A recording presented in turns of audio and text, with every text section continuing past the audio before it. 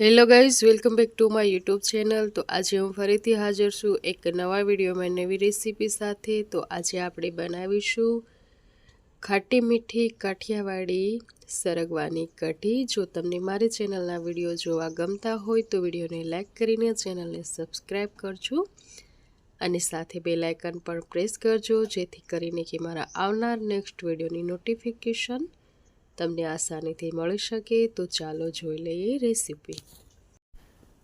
તો સરગવાની કઢી બનાવવા માટે આપણે લીધી છે અહીંયા પર સરગવાની 7 સિંગ અને હવે આપણે એને આ રીતે સમારી લઈશું। બંને સાઈડથી ચાલનો ભાગ અલગ કરતા જઈશું અને આપણે એને આ રીતે સમારી લેવાની છે। તો બધી સિંગોને આપણે સમારી અને તૈયાર કરી લઈએ। તો આ રીતે આપણે બધી સિંગોને સમારી લીધી છે અને હવે એમાં પાણી ઉમેરીને 2 થી 3 વાર આપણે ધોઈ લઈશું। તો સરસ રીતે આપણે સાફ કરી અને એને ધોઈ લેવાનો છે। તો મેં 3 વાર ધોઈ લીધો છે સરગવાને અને હવે આપણે એમાં થોડુંક પાણી ઉમેરવાનું છે, જે રીતે કે સિંગો ડૂબી જાય, અને થોડુંક મીઠું ઉમેરીને આપણે હવે સરગવાની બાફી લેવાનો છે। તો સરગવાને આપણે ગેસ ઉપર રાખી દીધું છે અને હવે આપણે એક ઢાંકણ એને ઢાંકી દેવાનું છે, ત્યાં સુધીમાં આપણે બીજું કામ કરશું। તો અહીંયા મેં એક વાસણ લીધું છે અને એમાં 3 કપ ખાટી છાશ આપણે ઉમેરી દીધી છે અને એ જ વાટકાના માપથી આપણે પોણો કપ બેસન, હળદર, ધાણા જીરું પાવડર, લાલ મરચું પાવડર, લીલા મરચાં અને આદુની પેસ્ટ ઉમેરી છે અને હવે આપણે આ ઘોળને ફેટી અને મિશ્રણ તૈયાર કરવાનું છે। તો આ રીતે આપણે ઘોળને તૈયાર કરી લીધું છે। તો તમે જોઈ શકો છો કે એક પણ લમ્સ આમાં નથી અને ઘોળ સરસ રીતે તૈયાર થઈ ગયું છે। હવે આપણે સરગવાની સિંગોને ચેક કરી લઈએ। તો 5 મિનિટ થઈ ગઈ છે અને લગભગ સિંગો બફાઈ ગઈ છે। તો તમે જોઈ શકો છો કે એક સિંગ મેં તોડીને તમને બતાવી દીધી છે। હવે આપણે ગેસ ઉપર એક મોટી કઢાઈ અને એ કઢાઈમાં 2 મોટી ચમચી તેલ ઉમેર્યું છે। હવે આપણે એમાં ઉમેરશું રાઈ, જીરું અને હિંગ।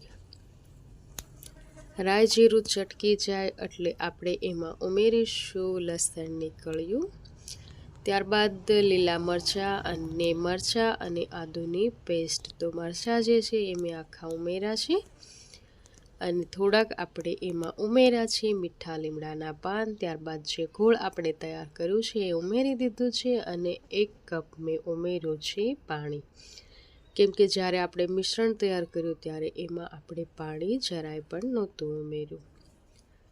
હવે આપણે આને થોડીક વાર સુધી ચલાવતા રહેવાનું છે। આપણે આમાં મીઠું નથી નાખ્યું એટલે તમે નહીં ચલાવો તો પણ તમારી કઢી ફાટશે નહીં।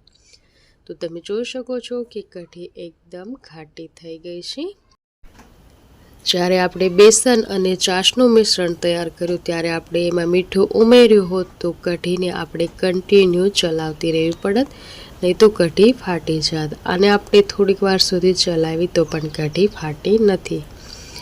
હવે આપણે બફાઈ ગયેલો સરગવો જે છે એમાં ઉમેરી દેવાનો છે। તમારે જો વધારે પતલી કઢી જોતી હોય તો સરગવાનું જે પાણી છે એ પણ તમે ઉમેરી શકો છો।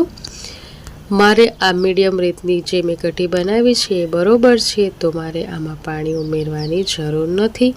શીંગો ઓલરેડી પાકી ગયેલી છે એટલે આપણે વધારે પકવવાની પણ જરૂર નહીં પડે। કઢી ઉકળે એ રીતની જ આપણે કઢીને પકવવાની છે। મીઠું જે છે એ આપણે છેલ્લે લાસ્ટમાં જ ઉમેરશું, જેથી કરીને કે કઢી આપણી ન ફાટે। તો છાશ ખાટી હતી એટલા માટે આપણે ગોળ ઉમેર્યો છે અને હવે આપણે કઢી પાકી ગઈ છે એટલે ગોળ પછી મીઠું ઉમેર્યું છે। વઘાર તો આપણે પહેલાં કરી લીધો હતો, પણ આ ઓપ્શનલ છે, જો તમને પસંદ હોય તો તમે કરી શકો છો। તો આપણે તેલ ગરમ કરી લીધું, એમાં રાઈ, લીલા મરચાં અને લાલ મરચું પાવડર ઉમેરીને આ રીતે આપણે ઉપરથી તડકો લગાવી દેવાનો।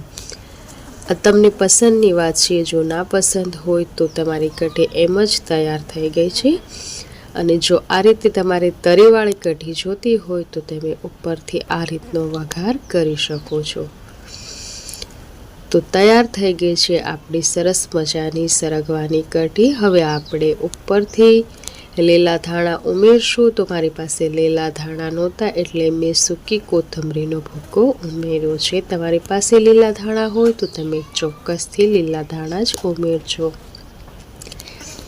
તો તૈયાર છે આપણી સરગવાની કઢી। તમને આ રેસીપી કેવી લાગી મને કમેન્ટ કરીને જરૂરથી જણાવજો।